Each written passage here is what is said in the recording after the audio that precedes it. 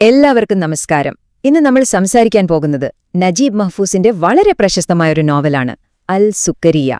ഇത് വെറുമൊരു കഥയല്ല, ഒരു കുടുംബത്തിന്റെ, ഒരു നാടിന്റെ, പിന്നെ ഒരു പുതിയ ഭാവിക്ക് വേണ്ടിയുള്ള വലിയൊരു പോരാട്ടത്തിന്റെ തന്നെ കഥയാണ്.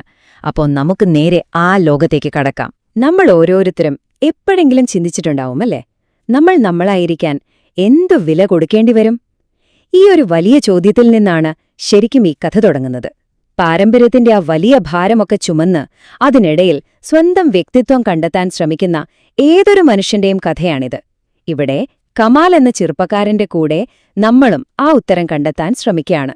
അപ്പോ കഥയുടെ പശ്ചാത്തലം അൽ സുക്കരിയ എന്നു പേരുള്ള ഒരിടമാണ്. പുറത്തെ ലോകത്ത് എന്ത് മാറ്റം നടന്നാലും അതൊന്നും ബാധിക്കാത്ത, സമയം പോലും നിശ്ചലമായി പോയ ഒരിടം. അങ്ങനെ ഒന്ന് സങ്കൽപ്പിച്ചു നോക്കൂ. ഓരോ ദിവസവും ഇന്നലത്തെ പോലെ തന്നെ, ഒരു മാറ്റവുമില്ലാതെ അങ്ങനെ കടന്നുപോകുന്നു. നോക്കൂ, ഈ ഒരു വരി മാത്രം മതി ആ നാടിനെ മനസ്സിലാക്കാൻ. രഹസ്യങ്ങളും മാറാത്ത വിശദാംശങ്ങളും സൂക്ഷിക്കുന്ന തനതായൊരു ലോകം. പുറംലോകത്തെ കോലാഹലങ്ങളൊന്നും അവിടേക്ക് എത്തുന്നേയില്ല. എല്ലാം അതിന്റെ പാട്ടിന്, ഒരു മാറ്റവുമില്ലാതെ അങ്ങനെ. ഈ മാറ്റമില്ലാത്ത ലോകത്തിന്റെ ഹൃദയഭാഗത്ത് ഒരു കുടുംബമുണ്ട്, അബ്ദൽ ജവാദ് കുടുംബം. അവിടെ എല്ലാവർക്കും ഓരോ റോളുണ്ട്. കുടുംബനാഥൻ മിസ്റ്റർ അഹമ്മദ്, പാരമ്പര്യത്തിന്റെ അവസാന വാക്ക്. പിന്നെ അമ്മ അമീന, ആ വീടിന്റെ നിശബ്ദമായ സ്പന്ദനം. മൂത്തമകൾ ഖദീജ, കുടുംബത്തിന്റെ കടമകൾ നിറവേറ്റാൻ ജനിച്ചവൾ. പക്ഷേ ഇവരിൽ ഒരാൾ മാത്രം വഴിമാറി ചിന്തിക്കുന്നുണ്ട്. ഇളയ മകൻ കമാൽ. അവന്റെ മനസ്സിൽ എപ്പോഴും ചോദ്യങ്ങളായിരുന്നു. ഇവിടെയാണ് യഥാർത്ഥ സംഘർഷം തുടങ്ങുന്നത്. അച്ഛനും മകനും. മിസ്റ്റർ അഹമ്മദ് ഭൂതകാലത്തിന്റെ പ്രതിനിധിയാണ്. പാരമ്പര്യം, നിയമങ്ങൾ, ചോദ്യം ചെയ്യാനാവാത്ത ചിട്ടകൾ. എന്നാൽ കമാലോ, അവന്റെ ലോകം ഭാവിയാണ്. സംശയങ്ങൾ, പുതിയ ആശയങ്ങൾ, അസ്വസ്ഥതകൾ. ഒരേ വീട്ടിനുള്ളിൽ രണ്ട് ലോകങ്ങൾ, രണ്ട് കാലഘട്ടങ്ങൾ തമ്മിലുള്ള ഒരു പോരാട്ടം തന്നെയാണിത്. അപ്പോ ഇങ്ങനെ ശ്വാസം മുട്ടിക്കുന്നൊരിടത്തുനിന്ന് പുറത്തു കടക്കാൻ കമാൽ എന്ത് ചെയ്യും? അവന്റെ ആ രക്ഷപ്പെടാനുള്ള ശ്രമങ്ങളെക്കുറിച്ചാണ് നമ്മളിനി കാണാൻ പോകുന്നത്. ആ വീടിന്റെ ചുവരുകൾക്ക് പുറത്ത് അവൻ എന്താണ് കണ്ടെത്തുന്നതെന്ന് നോക്കാം. അവന്റെ യാത്ര ഒരു സുപ്രഭാതത്തിൽ സംഭവിച്ചതല്ല. അത് പല ഘട്ടങ്ങളിലൂടെയായിരുന്നു. ആദ്യം ആ വീടിന്റെ ചുവരുകൾക്കുള്ളിൽ അവൻ ശരിക്കും കുടുങ്ങിപ്പോയി. പിന്നെ രക്ഷപ്പെടാനായി പുസ്തകങ്ങളെ കൂട്ടുപിടിച്ചു. ഓരോ പുസ്തകവും അവന് പുറം ലോകത്തേക്ക് തുറന്നുവെച്ച ഓരോ ജാലകങ്ങളായിരുന്നു. ഒടുവിൽ അവൻ ധൈര്യം സംഭരിച്ച് നഗരത്തിലെ കോഫി ഷോപ്പുകളിലേക്ക് ഇറങ്ങിച്ചെന്നു. അവിടെ അവനെ കാത്തിരുന്നത് പുതിയൊരു ലോകമായിരുന്നു. അതുവരെ കേൾക്കാത്ത പുതിയ വാക്കുകളാണ് അവൻ അവിടെ കേട്ടത്. രാഷ്ട്രീയം, സ്വാതന്ത്ര്യം, വിമോചനം. ആ വാക്കുകൾക്ക് അവന്റെ ചിന്തകളെ മാറ്റിമറിക്കാൻ ശക്തിയുണ്ടായിരുന്നു. വെറും ഒരു ചായ കുടിക്കാനുള്ള സ്ഥലമായിരുന്നില്ലേ അത്. അതവന്റെ ചിന്തകൾക്ക് തീ കൊടുത്ത ഒരിടമായിരുന്നു. സ്വന്തം ജീവിതത്തിലെ സ്വാതന്ത്ര്യം മാത്രമല്ല, രാജ്യത്തിന്റെ സ്വാതന്ത്ര്യം പോലും അവന്റെ ചിന്തകളിലേക്ക് വന്നു. അതോടെ അവന്റെ ജീവിതത്തിന് ഒരു ലക്ഷ്യബോധം കിട്ടി. പുതിയ ആശയങ്ങളുമായി വീട്ടിലേക്ക് വരുന്ന കമാൽ. അവിടെ അവനെ കാത്തിരിക്കുന്നത് അച്ഛന്റെ പഴയ ഉറച്ച ലോകമാണ്. അപ്പൊ പിന്നെ എന്തുണ്ടാകും? ഒരു ഏറ്റുമുട്ടൽ ഉറപ്പല്ലേ? കഥയിലെ ഏറ്റവും പിരിമുറുക്കമുള്ള ഭാഗത്തേക്ക് നമ്മൾ കടക്കുകയാണ്. ഒന്ന് ചിന്തിച്ചു നോക്കൂ, ഒരേ മേൽക്കൂരയ്ക്ക് താഴെ പഴയ ലോകവും പുതിയ ലോകവും നേർക്കുനേർ വന്നാൽ എന്ത് സംഭവിക്കും? ഒരു വശത്ത് പാരമ്പര്യം, അതിന്റെ എല്ലാ ശക്തിയോടും കൂടി. മറുവശത്ത് മാറ്റത്തിനു വേണ്ടി ദാഹിക്കുന്ന ഒരു പുതിയ തലമുറ. ഇത് വെറും ഒരു അച്ഛന്റെയും മകന്റെയും കഥയല്ല, ഒരു തലമുറയുടെ തന്നെ കഥയായി മാറുന്നത് ഇവിടെയാണ്. അച്ഛന്റെ ഭാഗത്തുനിന്ന് നോക്കിയാൽ അദ്ദേഹത്തിന്റെ വാദം വളരെ വ്യക്തമാണ്. അദ്ദേഹം പറയുന്നു, ഭാവി കെട്ടിപ്പടുക്കുന്നത് ആചാരങ്ങളോടും പാരമ്പര്യങ്ങളോടുമുള്ള പ്രതിബദ്ധത കൊണ്ടാണ്. മാറ്റം, പുതിയ ചിന്തകൾ, ഇതൊക്കെ അദ്ദേഹത്തിന് കുഴപ്പങ്ങളിലേക്കുള്ള വഴിയാണ്.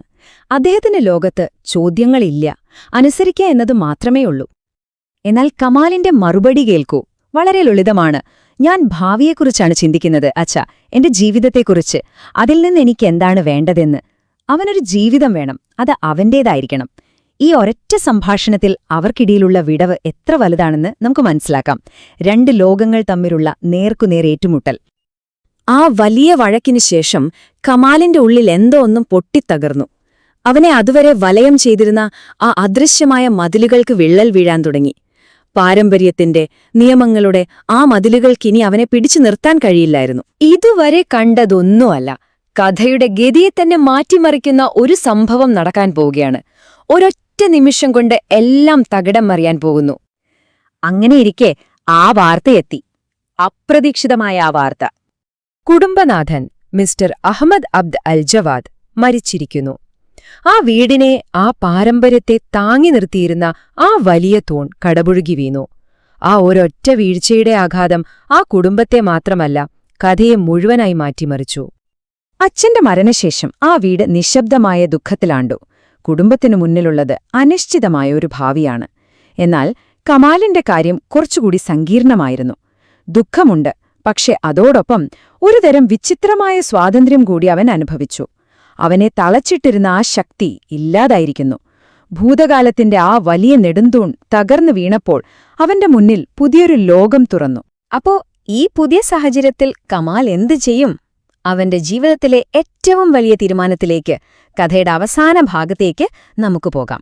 ഇപ്പൊ കമാലിന്റെ മുന്നിൽ 2 വഴികളുണ്ട്. ഒന്നുകിൽ ആ വീട്ടിൽ തന്നെ നിൽക്കാം, സുരക്ഷിതമാണ്, എല്ലാം പരിചിതമാണ്, പക്ഷെ അവിടെ വളർച്ചയില്ല. അല്ലെങ്കിൽ എല്ലാം ഉപേക്ഷിച്ച് പുറത്തേക്ക് പോകാം. അവിടെ സ്വാതന്ത്ര്യമുണ്ട്, പക്ഷെ മുന്നോട്ടുള്ള വഴി എന്താണെന്ന് ഒരു പിടിയുമില്ല. അത് വേദന നിറഞ്ഞൊരു യാത്രയായിരിക്കും. അവന്റെ തീരുമാനം ഒരു ഒളിച്ചോട്ടമല്ല, മറിച്ച് സ്വന്തം ജീവിതം കണ്ടെത്താനുള്ള ധീരമായ ഒരു തിരഞ്ഞെടുപ്പാണ്. ആ രംഗം നമുക്ക് മനസ്സിൽ കാണാം. കയ്യിലൊരു ചെറിയ ബാഗ് മാത്രം.